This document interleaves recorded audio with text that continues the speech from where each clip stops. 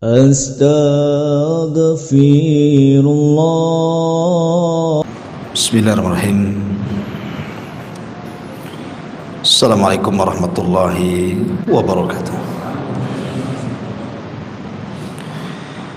Alhamdulillah wassalatu wassalamu ala Rasulillah wa ala alihi wa sahbihi wa mawalah wa la hawla wa la quwata illa billahi wa ba'du. Kita lanjutkan kajian kita, masih membahas kitab Syarh Sunnah karya besar Al-Imam Al-Barbahari rahimahullahu ta'ala. Qala al-muallif rahimahullahu ta'ala, wal bid'atu zaharat hiya kufrun billahil azim,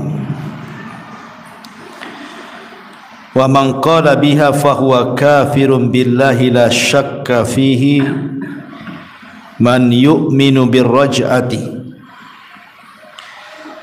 Wa yaqulu Ali ibn Abi Talib hayyun wa sayarji'u qabla yaumil qiyamah.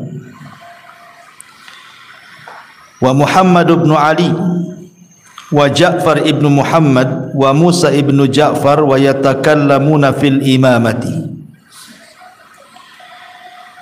wa annahum ya'lamuna al-ghaiba fahdharhum fa innahum kuffarun billahil azim. Qala Tu'mah ibn Amr wa Sufyan ibn Uyainah, man waqafa inda Uthman wa Ali fahuwa syi'i, la ya'dil wa la yukallim wa la yujalis, wa man qaddama Aliyan ala Uthman fahuwa rafidhi, qad rafadha athar ashabi Rasulillah sallallahu alaihi wasallam,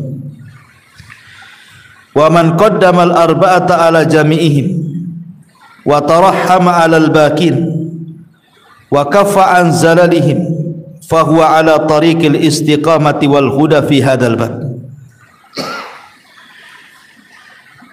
Dan bid'ah yang muncul terkadang kekufuran kepada Allah Subhanahu wa ta'ala, seperti barang siapa yang mengatakan dengan bid'ah tersebut bisa saja dia kafir tanpa diragukan, seperti orang yang beriman dengan adanya raj'ah dan mengatakan Ali bin Abi Talib itu masih hidup dan akan kembali sebelum kiamat. Kemudian Muhammad ibn Ali dan Ja'far ibn Muhammad serta Musa ibn Ja'far, dan mereka membicarakan soal imamah dan mereka mengetahui yang gaib, maka hati-hati dari mereka, karena sesungguhnya mereka telah kufur dengan Allah. Berkata Tu'mah ibn Amr dan Sufyan ibn Uyainah, barang siapa yang tawakuf, diam, tidak memberikan sikap terhadap Uthman dan Ali, maka dia seorang Syiah, tidak perlu mendapatkan keadilan, tidak perlu diajak bicara dan tidak perlu duduk dengannya. Barang siapa yang mendahulukan Ali dibandingkan Uthman, maka dia Syiah Rafidhah, karena dia telah berusaha lari daripada asar sahabat-sahabat Rasul sallallahu alaihi wasallam. Dan barang siapa yang mendahulukan al-arba'ata, maksudnya Abu Bakar, Umar, Uthman dan Ali, ala jami'ihim, atas semuanya, kemudian berusaha mendoakan kebaikan kepada yang sisanya dan diam dari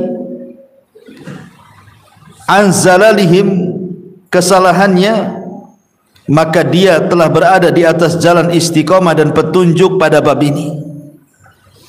Was sunnatu an tashhada lil asyaratil ladzina syahida lahum Rasulullah sallallahu alaihi wasallam bil jannah.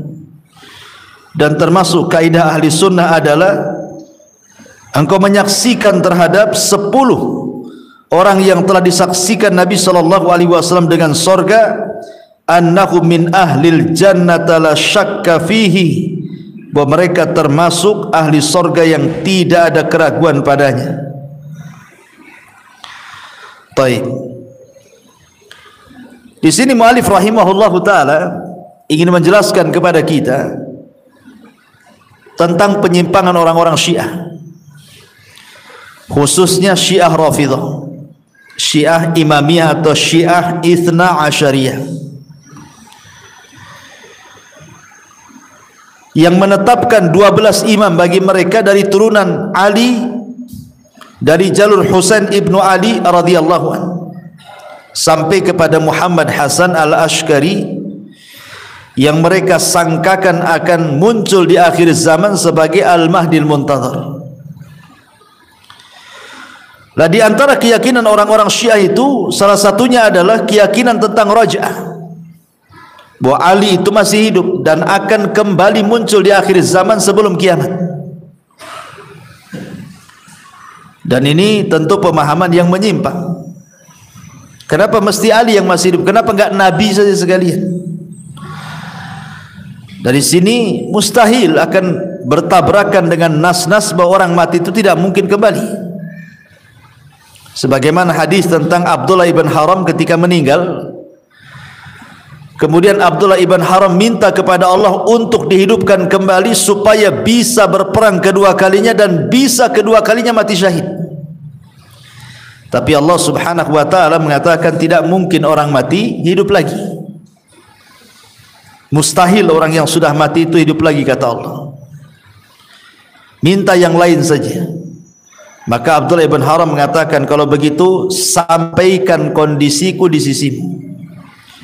Maka Allah subhanahu wa ta'ala turunkan ayat, wala tahsabanna alladhina qutilu fi sabilillahi amwatan bal ahya inda rabbihim yurzakun.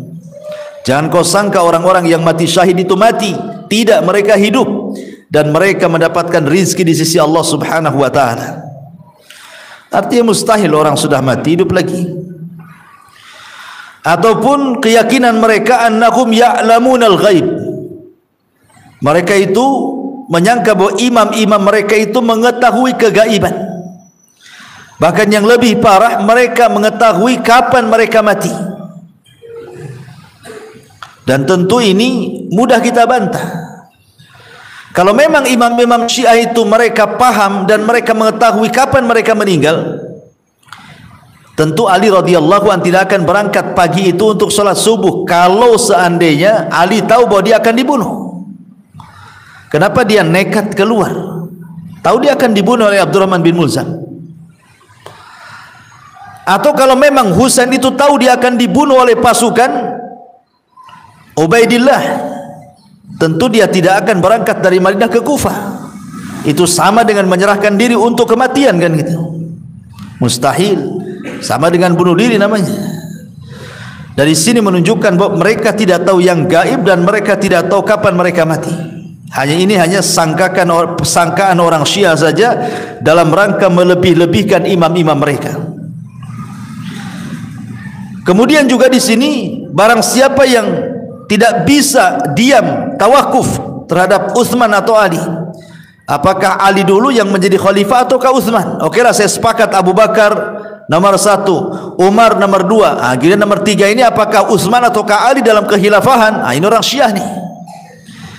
Kalau ragu-ragu tentang khilafah bahwa Utsman yang ketiga ataukah Ali yang ketiga, berarti Anda Syiah.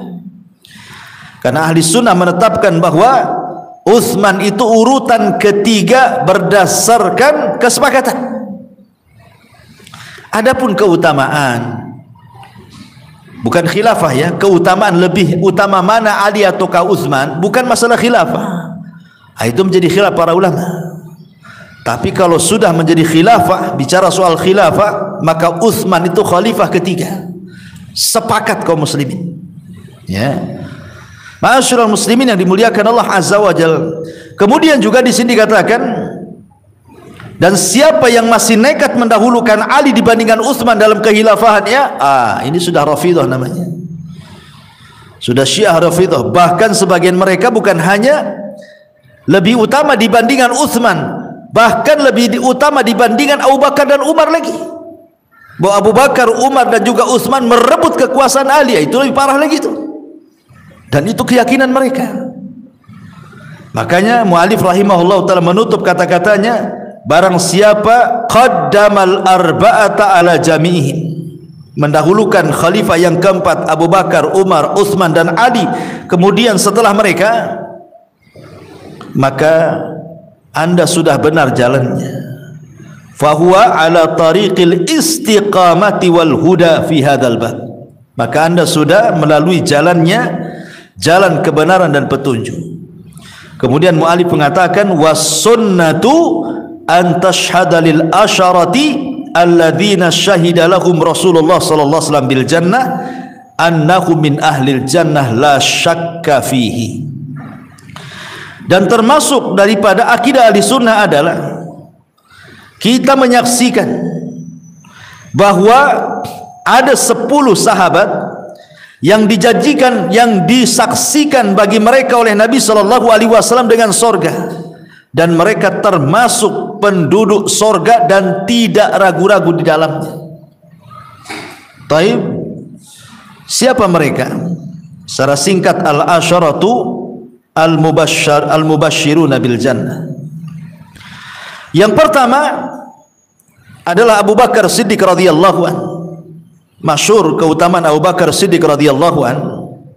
Nama beliau adalah Abdullah ibn Abi Kuhafa, Utsman ibnu Amir ibn Amr ibn Ka'ab, dan berjumpa dengan Nabi sallallahu alaihi wasallam di kakeknya Nabi sallallahu alaihi wasallam, Fihr ibn Malik ibn Nadhr ibn Kinana. Jadi berjumpa nasabnya dengan Nabi di Marrah ibn Ka'ab. Kalau diurut dengan nasab Nabi, maka ketemu dengan Marrah ibn Ka'ab, nasabnya Abu Bakar dan Nabi sallallahu alaihi wasallam. Dan kita tahu bahwa Abu Bakar itu manusia terbaik setelah Nabi. Ingat, Abu Bakar itu manusia terbaik setelah Nabi. Dan itu pernah ditanyakan oleh Amr ibn As radhiyallahu an. Amr bin As radhiyallahu an pernah bertanya kepada Rasul tentang manusia yang paling dicintai Nabi.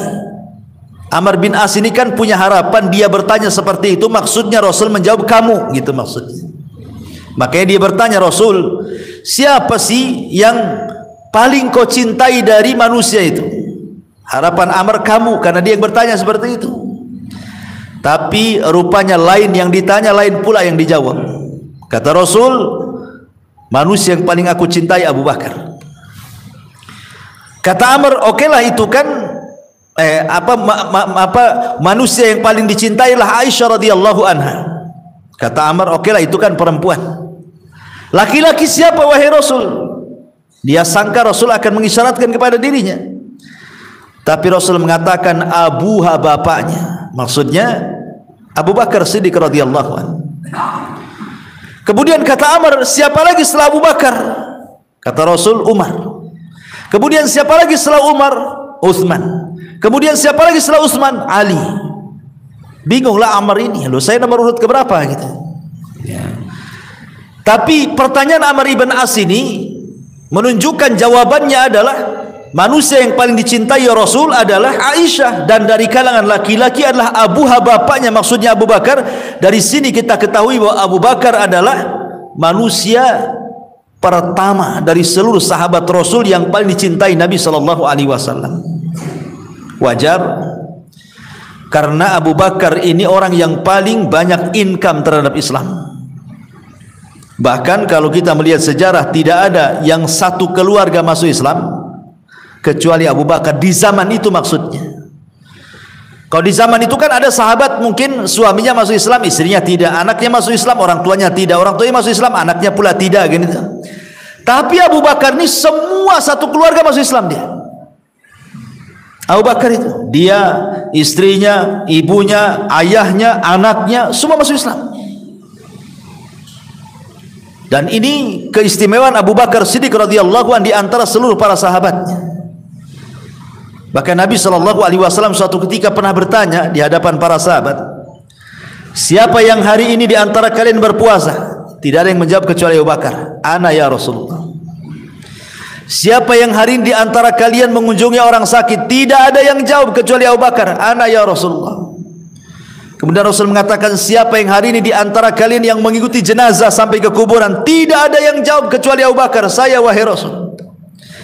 Kemudian kata Rasul, siapa di antara kalian yang hari ini memberi makan fuqara wal masakin? Tidak ada yang jawab kecuali Abu Bakar, ana ya Rasulullah.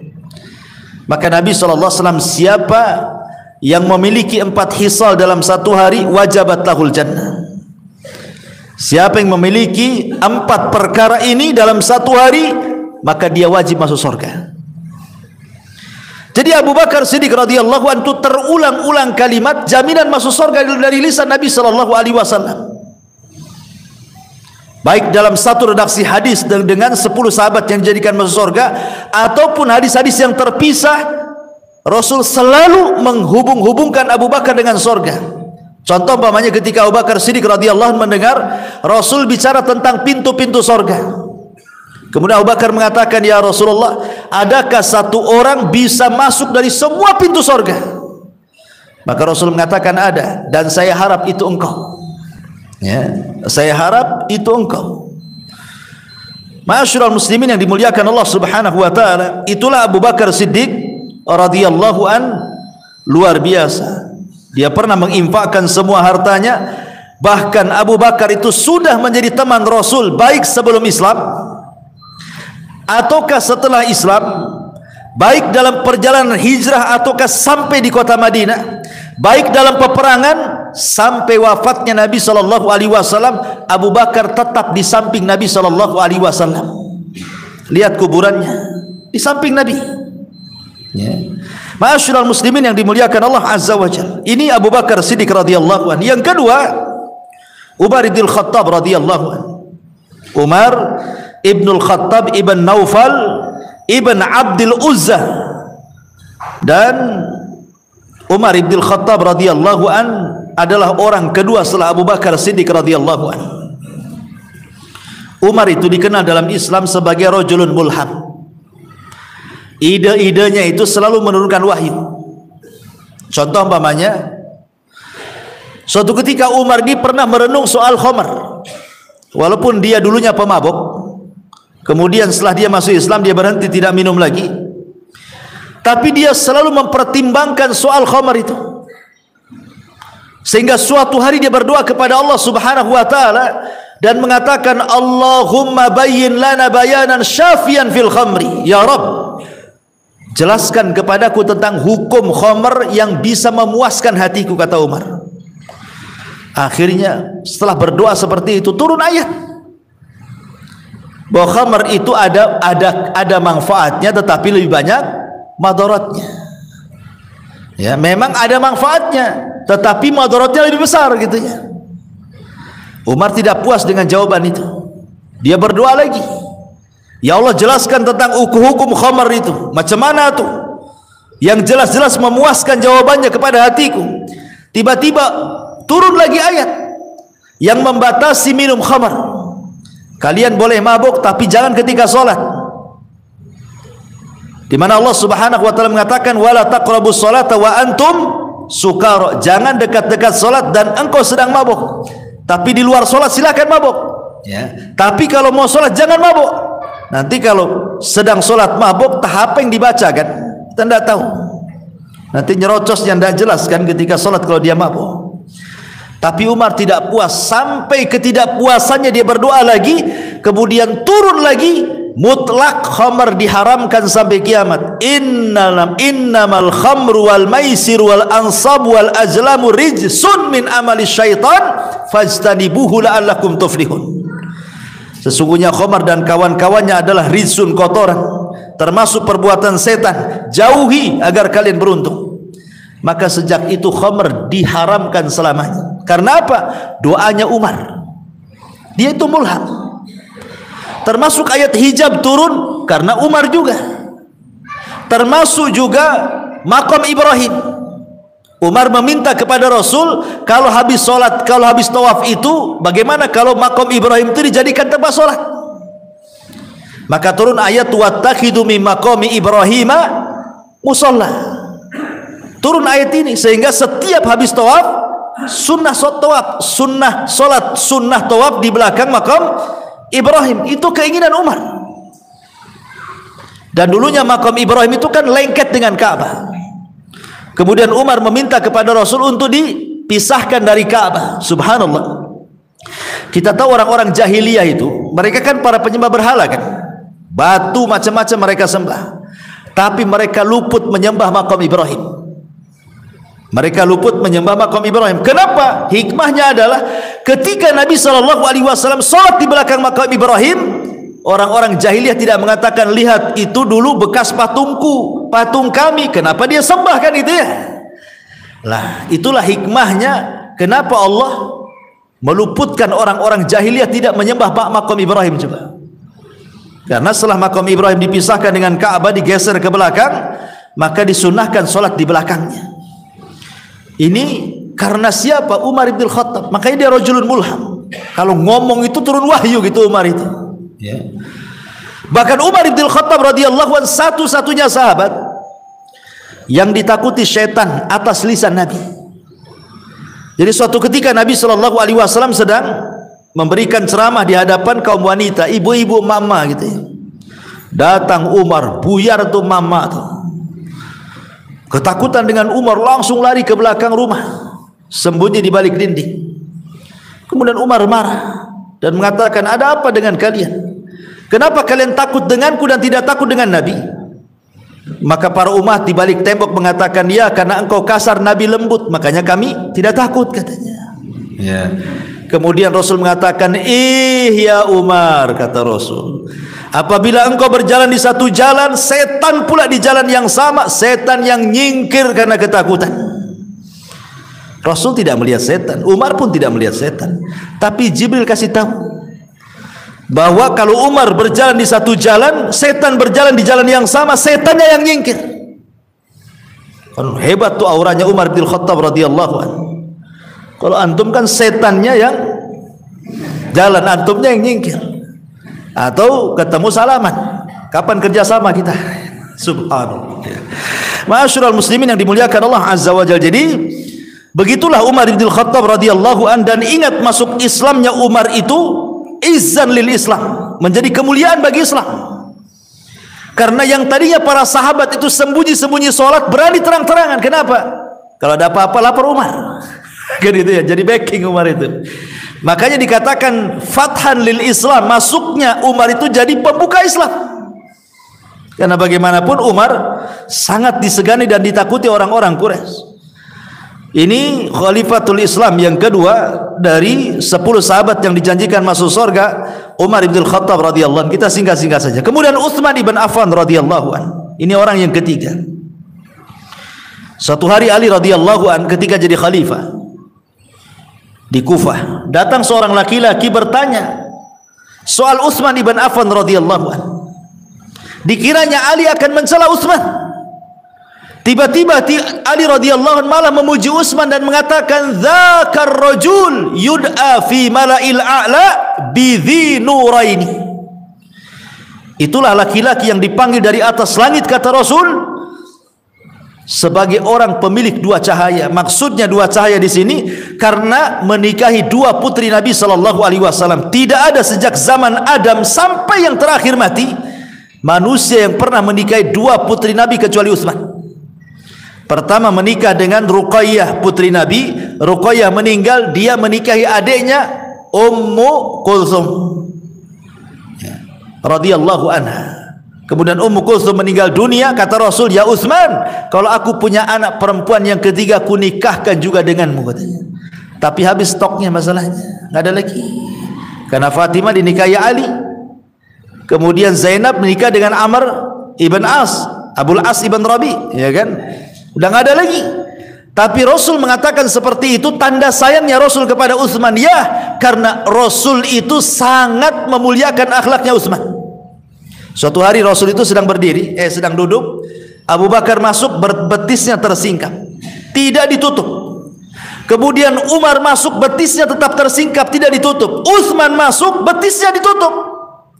Jadi Aisyah radhiyallahu anha mengatakan, ya Rasulullah, Kok ada apa? Abu Bakar masuk, betismu kau biarkan tersingkap. Umar masuk, betismu kau biarkan tersingkap. Utsman masuk, betismu kau tutup, katanya. Kata Nabi SAW, ya Aisyah, bagaimana aku tidak malu dengan manusia yang para malaikat malu dengannya? Kaifala astahi mimman yastahi minhul malaika. Bagaimana aku tidak malu yang malaikat saja malu kepada dia? Aku malulah kan itu. Makanya aku tutup betisku. Lihat bagaimana Nabi SAW sangat memuliakan Utsman ibn Affan radhiyallahu anhu. Dan Utsman ibn Affan radhiyallahu anhu dikenal infaknya, sangat dermawan, sampai ketika perang Tabuk seolah-olah Tabuk itu milik dia, karena dalam perang Tabuk dialah manusia terbanyak yang menginfakkan hartanya. Sampai-sampai Rasul mengatakan, ya Utsman, ma dharraka ma amilta ba'da hadzal yaum. Wahai Utsman, tidak ada yang memadaratkan dirimu, kau infak terlalu banyak setelah hari ini. Ma'asyiral muslimin yang dimuliakan Allah Azza wa Jalla. Kemudian setelah Utsman adalah Ali ibn Abi Thalib radhiyallahu anhu. Ali adalah orang yang pertama masuk Islam dari kalangan anak kecil, dan dia yang mengorbankan nyawanya saat Rasul hijrah. Bayangkan, Ali diletakkan fi firashil maut, di kasur kematian oleh Nabi saat hijrah tuh. Bisa saja orang-orang yang mengepung rumah Rasul kan langsung membakar rumah atau menghujani panah dengan tombak kan. Tapi Nabi SAW sangat yakin bahwa Ali tidak mungkin disakiti. Kenapa? Karena Ali itu anak pembesar Arab, Abu Talib. Makanya Rasul dengan yakin bahwa Ali tidak akan dibunuh. Ketika itu kenapa kemudian Ali tidak diikut sertakan hijrah dengan Nabi? Karena Nabi SAW itu masih banyak hutang, di mana barang-barang titipan orang-orang Arab itu masih ada di rumahnya. Jadi seolah-olah Rasul ingin mengatakan kepada Ali, wahai Ali, sepeninggalnya, seperginya aku dari Mekah, tolong barang-barang ini kembalikan kepada pemiliknya. Kenapa? Karena rumah Khadijah, rumah Nabi SAW itu menjadi rumah penitipan orang-orang jahiliyah sejak Rasul masih belum diangkat jadi Nabi sampai Rasul diangkat jadi Nabi. Kenapa? Karena Rasul dikenal dengan Shadiqul Amin, orangnya jujur dan dipercaya. Makanya sampai pun Rasul jadi Nabi, tetap saja mereka walaupun benci, tapi kalau mereka safar, takut barang mereka hilang, maka dititipkan di rumah Nabi. Itu alasan kenapa Ali tidak boleh ikut hijrah bersama dia, disuruh mengembalikan titipan-titipan orang. Ma'asyiral muslimin yang dimuliakan Allah Azza wa Jalla. Kemudian setelah Ali radhiyallahu an adalah Talha ibn Ubaidillah. Ini termasuk as-sabiqun al-awwalun yang dikatakan oleh Nabi SAW, siapa di antara kalian yang ingin mengetahui seorang yang mati syahid, inilah orangnya. Inilah orang yang mati syahid berjalan. Maksudnya Talha ibn Ubaidillah radhiyallahu an. Dan Talha dikenal keberaniannya. Ma'asyiral muslimin yang dimuliakan Allah Azza. Kemudian yang nomor 6, Sa'id ibn Zaid. Sa'id ibn Zaid ini menikah dengan adik Umar ibn al-Khattab, Fatimah. Bahkan dikatakan penyebab masuk Islamnya Umar disebabkan Sa'id ibn Zaid ini. Ayahnya seorang Hanafiyah. Jadi ayahnya Sa'id seorang Hanafiyah. Hanafiyah itu maksudnya tidak menyembah berhala. Seperti Waraqah ibn Naufal kan tidak menyembah berhala tuh. Jadi ada beberapa orang di zaman jahiliyah itu, mereka tidak mau menyembah berhala, masih berpegang kepada agama Ibrahim yang disebut dengan Hanafiyatus Samha. Salah satunya ayahanda daripada Sa'id ibn Zaid ini. Dia tidak pernah menyembah berhala. Ketika dia ke Syam, kemudian dihabarkan akan kemunculan seorang nabi, dia pun balik lagi ke Mekah. Tapi di tengah jalan kemudian dia meninggal dunia. Tapi sebelum meninggal dunia dia berdoa kepada Allah dan mengatakan, kalaupun aku tidak berjumpa dengan nabi tersebut, ya Rabb, tolong anakku perjumpakan dengan nabi itu. Akhirnya anaknya namanya Sa'id ibn Zaid masuk Islam karena doa ayahnya, dan menjadi satu di antara 10 sahabat yang dijanjikan masuk surga, Sa'id ibn Zaid. Kemudian nomor 7, Zubair ibn Awam, putra daripada Safiyah, hawariyu Rasulullah sallallahu alaihi wasallam, satu-satunya sahabat yang kalau menunggang kuda dalam perang, tangannya tidak pernah memegang pelana, tapi memegang 2 pedang. Jadi kudanya itu lari sendiri. Ya, ini Zubair bin Awam ini, kalau naik kuda itu dia tidak dipegang pelananya, dia pegang dua pedang gitu, dia naik di atas kuda, dia bisa memacu kudanya. Tuh kehebatan siapa? Zubair ibn Awam sampai dijuluki Farisul Islam. Karena sejak kecil Safiyah itu mendidik Zubair bin Awam itu keras sekali. Sampai ketika masih kecil belum balik, orang-orang jahiliyah itu kan mereka di zaman itu kan kalau kencing atau buang hajat kan menjauh ke padang pasir. Ya. Kadang-kadang oleh Safiyah ini, Zubair kecil ini betul-betul dilatih keberanian, diantar ke tengah padang pasir, ditinggal.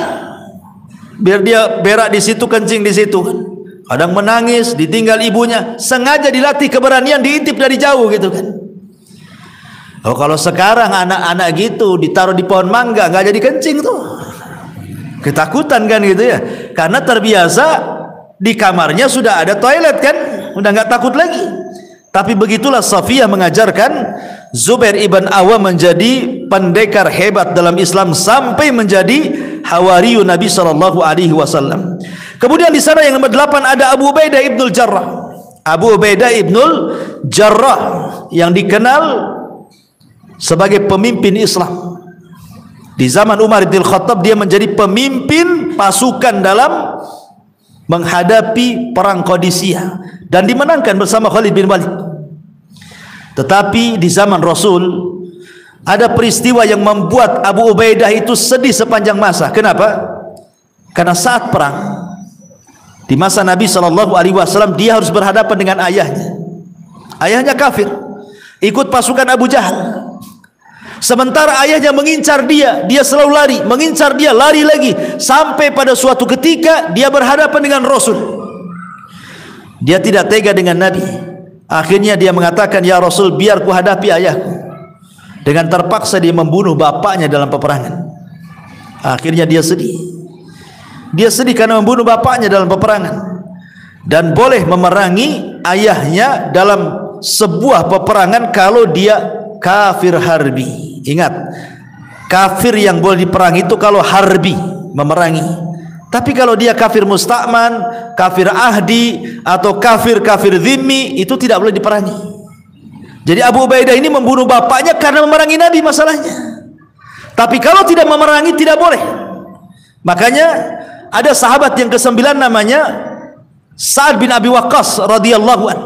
Sa'ad bin Abi Waqqas radhiyallahu an itu juga ditentang ibunya, tapi kan tidak dibunuh ibunya walaupun ibunya kafir.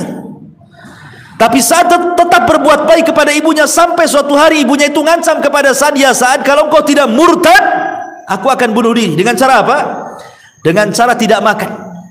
Akhirnya betul-betul tidak makan sampai akhirnya lemah, lelah, letih, sampai akhirnya pingsan dan hampir mati. Dengan harapan Sa'ad bin Abi Waqqas ini mau kembali kepada agama jahiliyah, tapi rupanya Sa'ad beda pula dengan niat ibundanya. Dia malah ngomong sama ibundanya, ya ummi, wahai ibuku, kalau Allah berikan 100 nyawa di badanmu, kau keluarkan satu-satu nyawa itu, mati hidup lagi, mati hidup lagi, mati hidup lagi, agar aku meninggalkan agama Muhammad. Demi Allah aku tidak akan meninggalkan agama Muhammad. Melihat kegigihan Sa'ad bin Abi Waqqas, akhirnya nyerah pula ibundanya. Apalagi ketika Sa'ad melihat ibunya kelaparan, kata Sa'ad, kau mau makan silahkan, enggak makan juga silahkan. Akhirnya makan juga karena lapar. Ibunya Sa'ad bin Abi Waqqas ini, ya, sama-sama kan juga bukan Islam, tapi karena ibunya tidak memeranginya, disayang. Makanya turun setelah itu ayat, wa in jahadaka la an tusyrika bi ma laisa laka bihi ilmun fala tuti'huma. Kalau orang tuamu memaksa kamu untuk menyekutukan Allah, jangan taati keduanya. Wa sahibhuma fid dunya ma'rufa, tetapi tetap kemudian bergaul dengan orang tuamu dengan cara yang baik. Dan yang terakhir Abdurrahman ibnu Auf radhiyallahu an. Abdurrahman ibn Auf ma'ruf, kalau didengar nama Abdurrahman bin Auf berarti kita tertuju dengan kisah tentang persaudaraan Rasul, mempersaudarakan Rasul Abdurrahman bin Auf dengan siapa? Dengan Sa'd bin Rabi. Sama-sama orang kaya. Cuman Abdurrahman bin Auf ketika dia hijrah, kekayaannya semua ditinggal di Mekah. Sehingga ketika sampai ke Madinah betul-betul miskin, hanya menggunakan pakaian di badan saja. Maka Rasul mempersaudarakan Abdurrahman bin Auf dengan Sa'd bin Rabi. Sa'd bin Rabi ini orang terpandang, banyak kebunnya, banyak rumahnya, dan banyak istrinya. Sampai semua ditawarkan, ya Abdurrahman, aku punya dua kebun, ambil salah satunya. Aku punya rumah, ambil salah satunya. Aku punya 3 istri, kau lihat mana yang lebih cantik, ku ceraikan dia, menikah dengan dia, tunggu masa idahnya, kau menikah dengan dia. Subhanallah.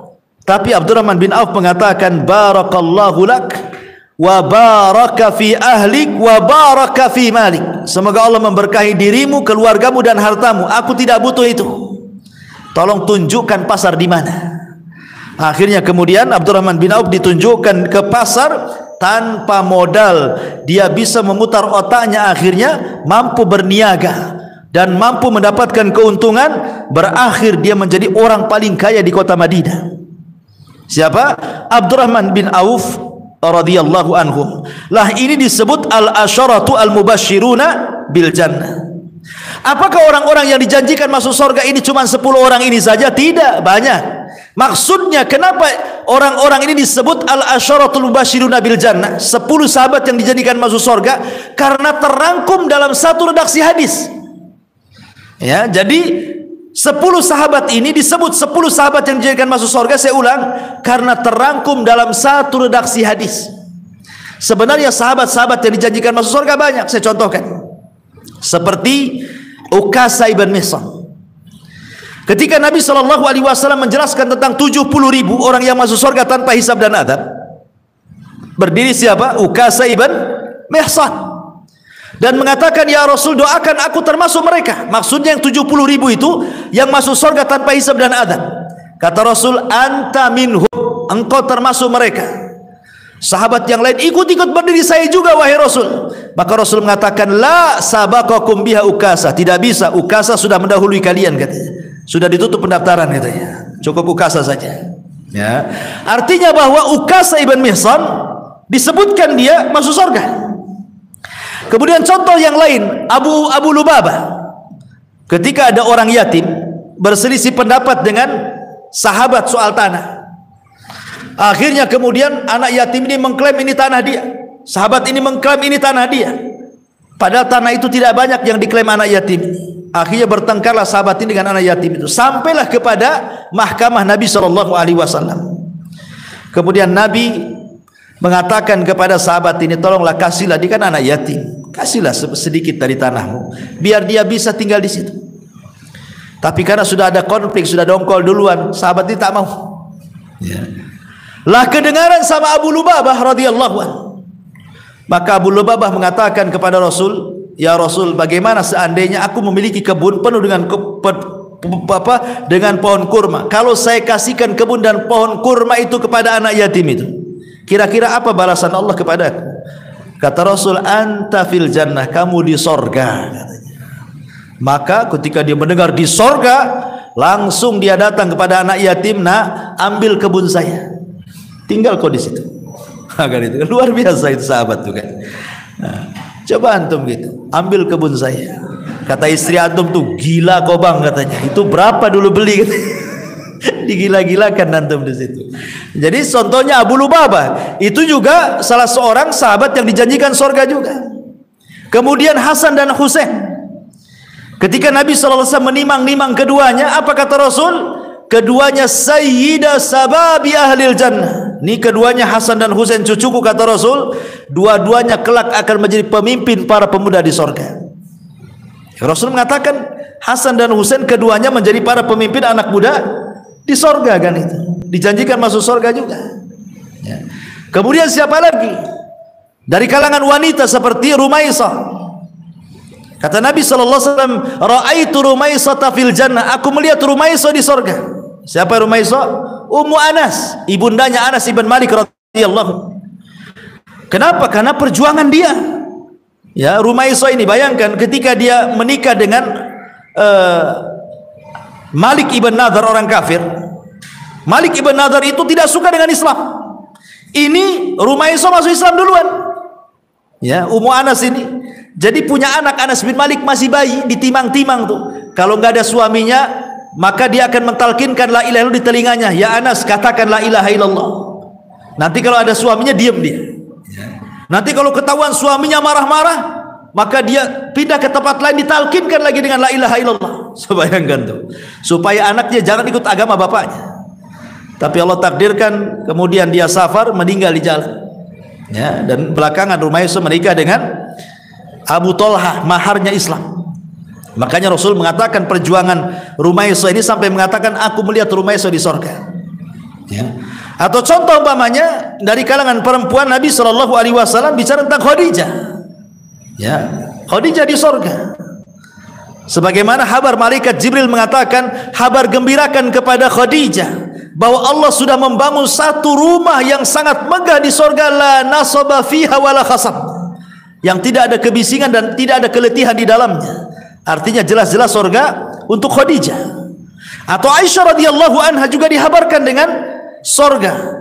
Dan banyak para sahabat yang dijanjikan masuk sorga, bahkan semua sahabat dijamin masuk sorga. Allah katakan, wa kullan wa'adallahul husna. Semua sahabat dijanjikan kebaikan.